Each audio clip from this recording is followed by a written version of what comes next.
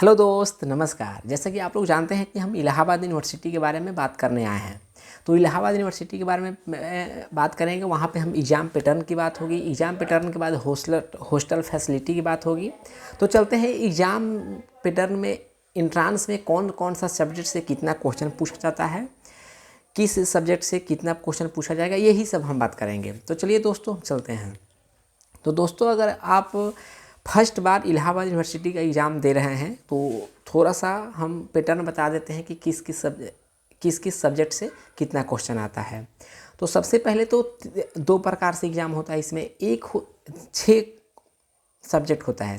6 subject में 3 ठो subject ऐच्छिक होता है और 3 ठो सब्जेक्ट अनिवार्य होता है। तो अनिवार्य सब्जेक्ट में 3 ठो सब्जेक्ट में होता है, 3 ठो अनिवार्य होता है। 3 ठो अनिवार्य में आपका एक होता है मैथ्स जो 25 नंबर का होता है, एक होता है रीजनिंग जो 25 नंबर का होता है, और दूसरा में हिंदी या इंग्लिश में किसी एक को चुन सकते हैं, वो भी 25 नंबर का होता है। इस प्रकार से अनिवार्य विषय में 3 सब्जेक्ट यानी 75 नंबर का हुआ, 25 ठो मैथ्स, 25 ठो रीजनिंग और 25 ठो हिंदी या इंग्लिश में से कोई एक। तो ये हो गया मेरा एक पैटर्न जो अनिवार्य रूप से परीक्षा इसमें देना पड़ता है। और दूसरा है ऐच्छिक। ऐच्छिक विषय में कुछ विषयों का श्रृंखला रहता है, उसमें से आपको 3 सब्जेक्ट चुनना है। 3 सब्जेक्ट चुनना है। 3 सब्जेक्ट में आपको पहला सब्जेक्ट रहेगा, जैसे मैं मान लीजिए मैं उदाहरण देता हूँ, जैसे मैं geography, polity, economics, history, Sanskrit, Urdu, इस प्रकार से 9 ठो विषयों का एक सीरीज रहेगा। सीरीज में आप किसी भी 3 सब्जेक्ट को चुनकर आप एग्ज़ाम दे सकते हैं। जिसमें आप बेहतर हैं, जिस सब्जेक्ट को आप अच्छा से पढ़े हैं, उसमें आप एग्ज़ाम दे सकते हैं। तो दोस्तों, बात करते हैं हम 3 सब्जेक्ट में कौन कौन से सब्जेक्ट चुन सकते हैं। तो आमतौर पे देखा जाता है कि हिस्ट्री, पॉलिटी, ज्योग्राफी, इकोनॉमिक्स सभी लोग पढ़ते हैं या पढ़ाया जाता है, या और भी जो एग्ज़ाम होता है बीएचयू हो गया, एएमयू हो गया, जेएनयू हो गया, डीयू हो गया, इस सब इंट्रांस तैयारी करने के लिए भी ये सब सब्जेक्ट पढ़ा जाता है।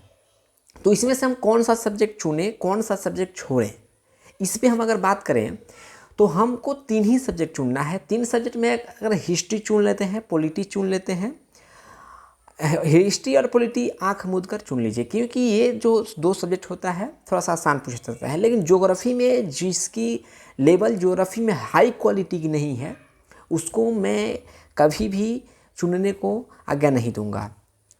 ज्योग्राफी इलाहाबाद यूनिवर्सिटी में 25 ठो जो आएगा बहुत हाई लेवल का होता है। हाई लेवल में हो जाता है दिक्कत ये कि 6 से 8, 10 ही बनेगा, उससे आगे नहीं बन पाता है। तो उसके लिए एक चांस है। एक चांस क्या है, आप लोग संस्कृत चुन लीजिए। अगर संस्कृत चुनते हैं तो हिस्ट्री में जो एंशियंट हिस्ट्री में जितने भी आप लोग बुक याद किए होंगे, बुक लिस्ट याद किए होंगे 50 ठो 60 ठो, तो उसमें से आपको कम से कम 6-7 ठो तो बुक ही आ जाएगा एंशियंट हिस्ट्री का एक संस्कृत में। और दूसरी बात है कि आप लोग अगर हिंदी से तैयारी किए होंगे, हिंदी से जो 25 क्वेश्चन हिंदी और इंग्लिश में जो पूछा जाता है, हिंदी और इंग्लिश से जो 25-25 क्वेश्चन रहता है, आप किसी भी सब्जेक्ट को ले सकते हैं। हिंदी ले सकते हैं या इंग्लिश ले सकते हैं, हिंदी या इंग्लिश ले सकते हैं। तो दोस्तों, हम बता दें कि आप लोग अगर हिंदी से हैं तो हिंदी ले लीजिए, हिंदी के साथ संस्कृत ले लीजिए, क्योंकि हिंदी में जो जो पढ़ेंगे आपको संधि विच्छेद है, व्याकरण है, वही संधि विच्छेद या व्याकरण संस्कृत में भी पूछा जाएगा। तो हम आपको ये भी बता दे रहे हैं कि संस्कृत में जो पूछा जाएगा उसको आराम से बना दें। नहीं तो एक और ट्रिक है, आप वहाँ पे जाकर बैठने के बाद एग्ज़ाम हॉल में बैठेंगे, तब वहाँ पे ज्योग्राफी को बनाइए और एक बार संस्कृत को भी बना लीजिए। ज़्यादा टाइम मत दीजिएगा, एक बार देख लीजिएगा। और उसमें देखना ये है कि हमसे संस्कृत का ज़्यादा क्वेश्चन बन रहा है या फिर से ज्योग्राफी का क्वेश्चन ज़्यादा बन रहा है। उसमें से आप दोनों में अगर जिसका ज़्यादा बनता है उसी का आप लोग एग्ज़ाम देंगे।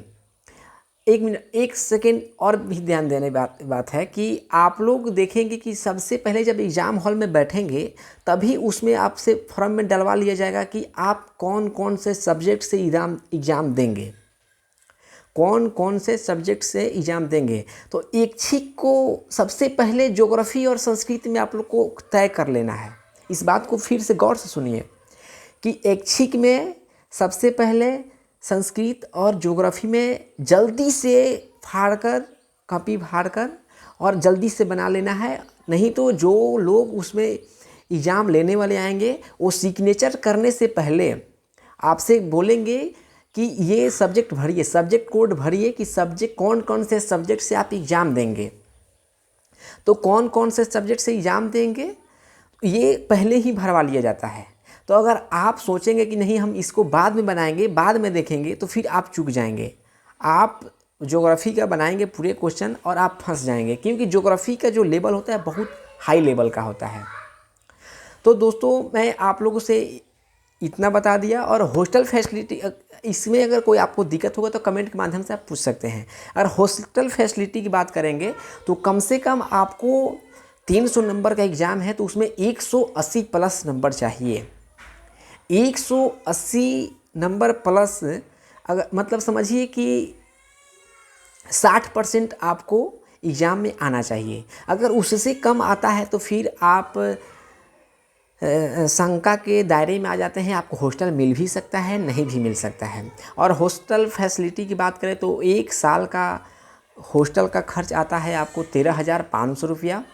और दूसरी बात, खाने का खर्चा है तो आपका हमेशा बदलता रहता है उसका शेड्यूल। अभी शेड्यूल है 2100 रुपया पर मंथ, यानी कि आप 2800 से 3000 के बीच में पर मंथ खर्चा देकर आप इलाहाबाद यूनिवर्सिटी में पढ़ सकते हैं। और उसमें उसमें अगर आप लोग देखेंगे कि हमारा कोर्स का फ़ी कितना है, तो फ़ी मात्र 700 से 1000 के बीच में ही होता है। 781 होगा, 881 होगा, 65 होगा, 700 कुछ होगा, मतलब 700 से लेकर 1000 के बीच में ही होगा।